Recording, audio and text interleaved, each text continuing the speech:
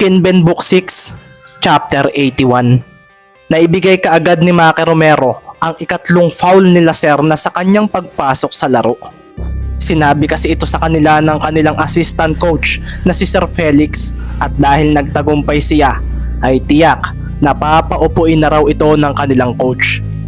Makikita naman nga si Coach Miranda na nagdidilim ang paningin nang mangyari iyon. At ngayon ay makikita naman si Mark Parcon na kaagad na lumapit kay Lacerna na kasalukuyang inaayos ang kanyang tumabinging goggles. Nang makita nga ni Lacerna ang kanyang kuya Mark ay napangiti siya ng marahan. "Kumusta ka?" Tanong kaagad ni Parcon na makikitang sumulya pa sa bench nila upang tingnan ng kanilang coach. "Hindi pwedeng magpahinga si Labo," sabi nga sa sarili ni Mark. At makikita naman ang pagtingin ng kanyang ina sa mga reserba nilang players. Mukhang hindi mangyayari ang matchup ng dalawang tandem. "Pinaupo mo naman kasi kaagad, Maki." Sabi na nga agad ni Marky kay Maki na makikitang nakatingin sa mga players ng kalaban sa hindi kalayuan. "Mali yata ang ginawa ko ah." Iyon nga pala ang purpose ng pagpasok ko. Sabi na nga lang ni Maki Romero. Kaso, ano pa ba raw ang magagawa niya? Nangyari na. At naibigay na niya kay Lacerna ang ikatlong foul nito. Kasama ito sa laro ang maging pabor sa kanila ang nangyayari. Sumilbato na nga ang referee at makikita na nga ang pagtayo ng isang 6'4" na player mula sa bench ng Pampanga. Makikita nga sa likuran nito ang apelyidong Paras at ang numero 8 sa likod ng jersey nito. Ito nga ay ang rookie nila na shooting guard ang pwestuhan. Napatingin na nga lang din si Coach Miranda sa anak niya na alam niyang hindi papabor dito. Pero dapat alam mo nang dati pa ito ang nagiging dahilan ng pagkatalo natin. Masyado kang kampante nakakampi si Benji. Siguro kailangan ko na nga talaga maghanap ng backup para sa point guard ko sa susunod. Sabi nga ng matanda sa kanyang sarili at makikita pa nga si Lacerna na tinapik ang balikat ng kanyang kuya Mark. At pagkatapos noon ay may sinabi siya rito bago magpunta sa bench. "Kuya Mark, kaya kong iwasan si Romero sa totoo lang."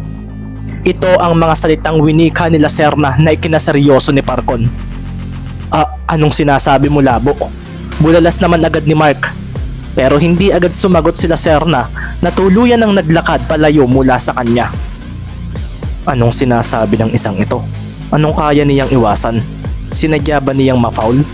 Tanong nga ni Mark sa isip at tinawag pa nga niya si Benji kaso thumbs up lang ang tugon nito sa kanya na umupo na nga sa bench nila. Napakuyom naman kaagad si Parcon at tila may nakuha sa nais ipahiwatig ni Lacerna sa kanya. "Anong sinabi mo, Benji, kay Mark?" Seryosong tanong naman ni Coach Miranda at napangiti naman ang marahan si Lacerna. "Sinabi ko, Coach, na sinadya kong ma-foul." Napailing naman si Coach Miranda. Sinungaling. Maliit na ngiti naman ang tugon ni Lacerna na marahang napakuyom dahil kung kailang ayos na raw ang laro nila ng kanyang kuya Mark ay ngayon pa raw ito nangyari. Kaso, bigla rin niyang naisip ang kanilang mga pagkatalo noong nakaraang season sa mga top teams ng liga. "Kailangan mo na, Kuya Mark, na umusad. Mas malaki ang potensyal mo kung ikukumpara sa akin." Sabi pa nga niya sa sarili dahil nitong bago siya maglaro sa Maharlika ngayong season ay nagpa-check up siya ng mata niya at may findings ang doktor na ayaw niyang marinig. Isang bagay na siguradong makakaapekto sa paglalaro niya sa hinaharap. At ibig sabihin lang nito ay hindi na niya makakasama pa sa mga susunod na season ang kanyang kuya Mark. Napakuyom na nga lang si Lacerna at napatingin sa kanyang mga kakampi. Napailing siya at gusto niyang iwaglit ang bagay na iyon, pero nang mapaupo siya ngayon sa bench dahil sa ikatlong foul niya ay ngayon naging malinaw sa kanya ang kanyang magiging hinaharap bilang isang basketball player. Nagpatuloy na nga ang laro at nasa possession na nga ng kalapan ng bola. Sa pagsambot nga ni Mendez ay seryoso niyang pinagmasdan ang bago niyang defender ngayon. May apelyido itong Paras at sa pagkaliwa nga niya ay agad itong sumabay. Mabilis namang hinila ni Ricky ang kanyang dribble at sa pag-atras ng isa niyang paa ay isang biglaang pagbalik ang kanyang ginawa laban sa bago niyang bantay. Nais nga muna niya itong subukan at sa pagtalo niya para magpakawala ng isang step back jump shot ay dito naman biglang lumitaw si Mark Parcon. Nabitawan na ni Mendez ang bola at sinupalpal nga siya ni Parcon. Ang bola naman ay agad na bumulusok papunta sa likuran nila. Doon na nga bumigla ng habol si Olis kaso nilampasan siya ni Romero at muling nakuha ng kalapan ng bola. Si Coach Isaiah naman ay napaturo sa itaas dahil papaubos na ang kanilang shot clock ay dito na nga umabante si Romero. Si Olis naman ay mabilis na hinarangan ito kaso isang biglaang pagkaliwa at pag-iwas ang ginawa ng ball handler na sinubukan pa niyang habulin. Subalit huli na siya. Napakawalan na nga ni Romero ang bola at ang buzzer ay tumunog na. Napaseryoso na nga lang si Maki dahil nasabayan pa rin siya ni Parcon at mukhang mas lalong naging hataw na hataw ang laro nito nang mawala sila Serna. Naubos nga ang shot clock ng Calapan City dahil airball ang tira ni Maki. Dahil nahagip pa rin ito ni Mark Parcon na makikitang seryosong seryoso ng mga oras na iyon. Iniisip mo ba labo na hindi ko kayang ipanalo ang team nang wala ka? Alam na nga rin ni Parcon ang tungkol sa bagay na ito.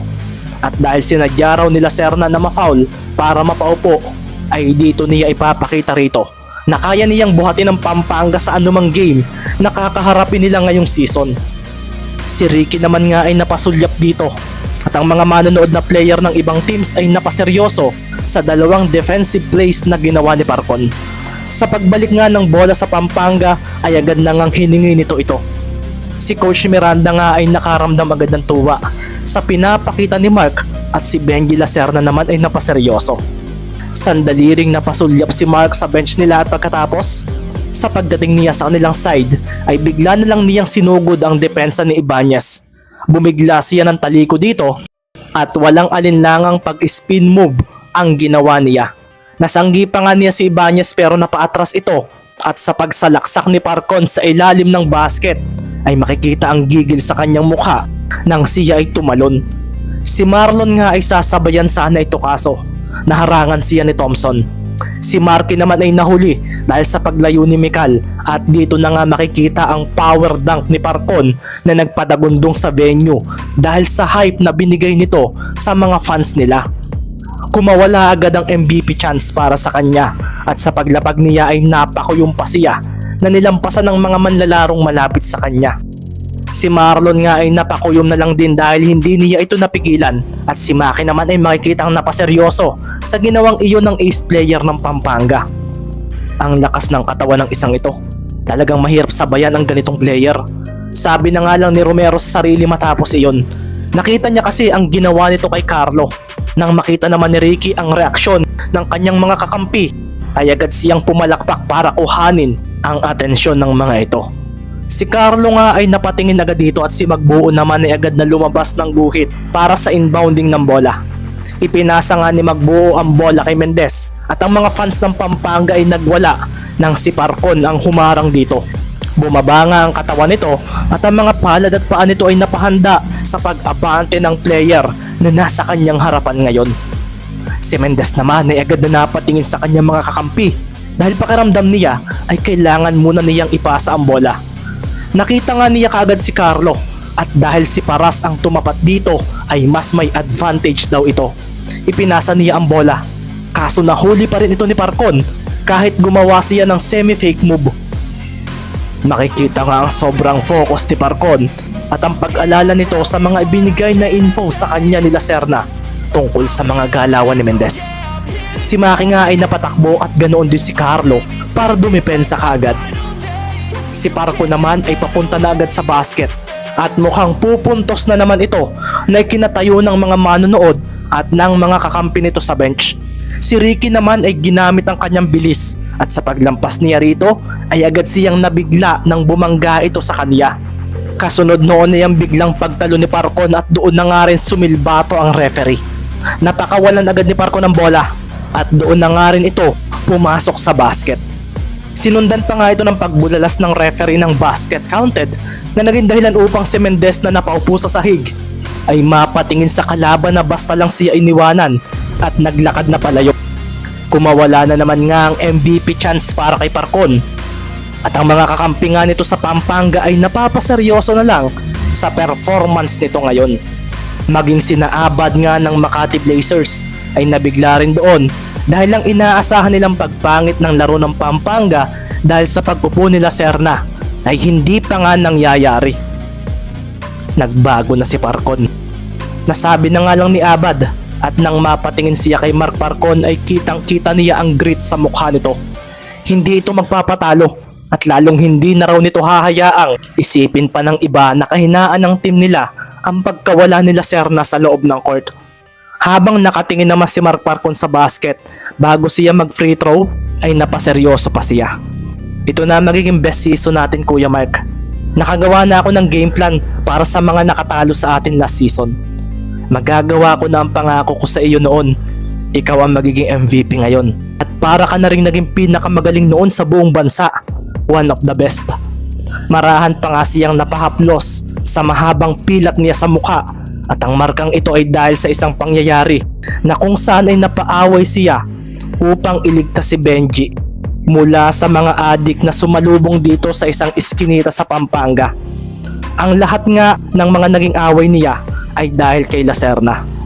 Wala siyang kapatid na lalaki, kung kaya ito ang itinuring niyang kapatid magmula noon.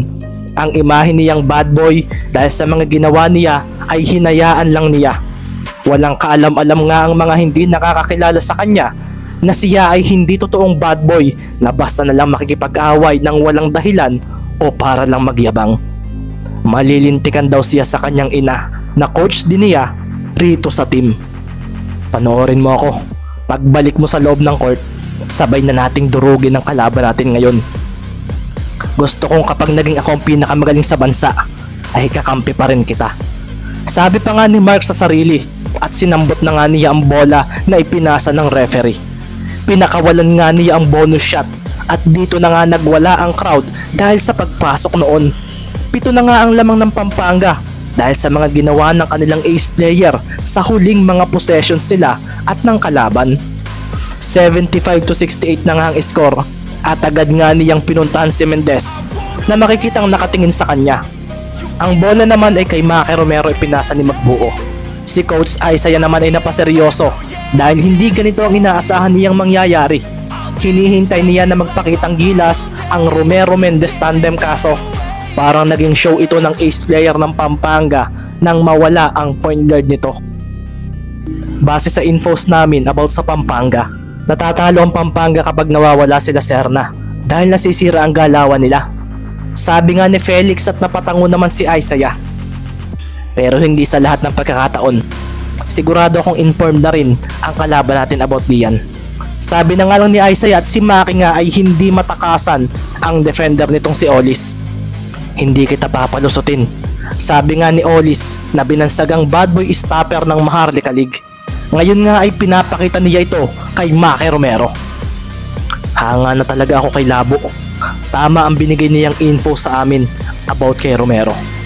Lalo na ang madalas itong moves kapag magko-crossover. Sabi nga ni Oli sa sarili at si Maki nga ay napilitang ibato kay Carlo Ibanez ang bola. Hindi ako natutuwa. Hindi ko matakasan ang isang ito. Sabi na nga lang ni Maki sa isip na bumigla ng takbo nang dumating si Marky para sa screen. Pero kailangan kong maging kalmado. Nang makita naman ni Carlo iyon, ay bigla niyang nilampasan ang depensa ni Paras. Pinatalbog nga niya ang bola at dito na nga makikita sina Thompson at Mikal na napahanda. Sina Olis at Parco naman ay bumigla ng takbo at dito na nga napasigaw si Mendez. Akin na muna ang bola, bulalas ni Ricky, at nang marinig ito ni Carlo ay dito na nga niya ibinato ang bola papunta sa ilalim ng basket dahil nandoon na si Maki Romero. Si Markili naman ay nagpunta sa corner 3-point area at dito na nga gumalaw si Romero upang tingnan ng basket. Mabilis siyang tumalon at dito na nga siya sinabayan ni na Thompson at Olis. Iniiwas naman ni Maki ang bola sa mga ito at pagkatapos ay bigla niyang ibinato ito papunta sa isa niyang kakampi. Isang extra pass ang kanyang ginawa na ikinaseryoso ng mga sumabay sa kanya. Ipinasa nga niya kay Lee ang bola, kaso nang papalapit na ito rito ay bigla na lang sumulpot si Parcon. Tinalo nito ang bola at si Mark ay napasabay rito na nabigla na lang sa taas ng vertical leap ng kalabang ito. Na-intercept ni Parco ng extra pass ni Romero at sa paglapag nito ay siya naman paglitaw ni Mendez. Nagtama ang mga mata nila at umabante si Parcon na hindi man lang natinag sa pagdating ng kalaban. Pinatalbog nga niya ang bola at bigla niyang ginamitan si Mendez ng bigla ang sidestep palayo. Kasunod din noon ay ang pagbato niya ng bola papunta sa isang kakampi niyang pinabayaan ng kalapan. Si Paras nga ay nasa side na nila at si Coach Isaiah ay napaseryoso na lang dahil nagpakawala kagad ito ng tres nang walang alinlangan. Kinalit ng bola ang basket at doon na nga naging lalong maingay ang buong venue. Si Parcon nga ay makikita pa ang gigil sa mukha nang napatingin sa pinasahan niya ng bola. 10 na nga rin ang naging lamang ng Pampanga at hindi natutuwa si Coach Isaiah sa kaganapang ito. Hindi raw ito ang dapat mangyari at sa pagbalik ng bola sa kalapan ay binigyan pa niya ng isang pagkakataon ng mga ito bago raw siya tumawag ng timeout. Sinambot nga ni Ricky ang bola mula sa inbound pass ni Carlo. Sa pagharang naman sa kanya ni Parcon ay agad siyang umatras at ang bola ay pinatalbog niya papunta sa kanyang likuran. Parang alam na alam niya ang gagawin ko. Parang sila Ser na rin kanina. Sabi na nga lang ni Ricky sa sarili at makikita ngang hinihingi na ni Carlo ang bola mula sa kanya. Dito nga ay agad niyang ibinato ang bola rito kaso pinakagat niya si Parcon sa kanyang fake pass na iyon. Nang makita nga niya ang pag-react nito ay siya namang agad niyang pag-abante. Si Mark naman ay mabilis na bumalik kaso dito na nga ipinasa ni Mendez ang bola. Iyon ang hindi niya nahuli at pagkatapos noon ay dito na nga siya nilampasan ito. Gagamitin ng isang ito ang kanyang bilis pero hindi ko iyan papayagan. Sabi na nga lang ni Parcon sa kanyang sarili at sa pagdikit niya kay Mendez ay bigla naman itong huminto. Hindi ako titigil hanggat hindi ka natatakasan. Seryosong winika nga ni Mendez sa isip at agad niyang ginamit ang screen na ibinigay ng kanyang kuya Maki. Sa paglampas nga niya ay bumigla siya ng balik para lituhin si Olis. Si Parcon naman ay napabalik kaso bumigla si Mendez ng balik at ang dalawang kalaban niya ay naharangan ni Maki na biglang dumipa ang braso. 2 kalaban ang na-delay ng move na iyon at si Mark ay agad namang ginamit ang kanyang lakas para makawala kay Romero. Ang lakas, nasabi na nga lang ni Maki at si Carlo naman ay mabilis na ibinato kay Mendez ang bola dahil hiningi nito ito. Sa pagsambot ni Mendez ay siya naman pagtingin niya sa basket. Dito na nga siya unti-unting sumeryoso dahil biglang lumampas sa tabi niya si Parcon. Nakangiti ito ng marahan at sa pagharang nito ay dito na nga mabilis na umabante si Mendez na hawak na sa kaliwang kamay ang bola. Tumalon siya at si Mark ay agad na napasabay rito sa ere. Ang lakas ng loob mo sabi nga ni Parcon na hinampas ang bola. Isang maliit na pagngiti naman ang ibinigay ni Mendez dahil bigla niyang naiiwas ang bola. Kasabay noon ay makikita ang mabilis niyang pagbitaw sa ere nito bago sila tuluyang lumapag. Isang one-handed double clutch shot iyon na pinadaan ni Mendez sa pagitan ng mga braso ni Parcon. Kaliwang kamay pa nga ang ginamit niya at si Parcon naman sa paglapag niya ay agad na napalingon sa bola na dumiretso sa board. Bumanda iyon pagkatapos ay pumasok sa basket na nagpaseryoso sa mga fans ng Pampanga. Pinatahimik nga ng pambihirang tira na iyon ng mga nasa venue at makikita nga si Ricky na napakuyom na lang nang mapatingin kay Parcon. Tatapatan ko ang ginagawa mo. Mahina ang wika nga ni Ricky at nang marinig ito ni Parcon ay agad siyang napangiti. Tumango ito at dito na nga nakaramdam ng matinding challenge si Ricky. Sa 4 na teams na nakalaban niya, alam niya sa kanyang sarili na si Mark Parcon ang pinakamagaling na player na nakaharap niya. Magandang araw. Para sa mga gustong magbasa rin ng advanced chapters dito sa YouTube channel natin, mayroon din tayong available para sa inyo. Pindutin lang ninyo ang join button na makikita ninyo sa channel at magkakaroon kayo ng 3 choices: 25 pesos, 49 pesos at 199 pesos. Ang dami ng chapters na inyong mababasa ay nakadepende sa presyo na inyong pipiliin. Maraming salamat.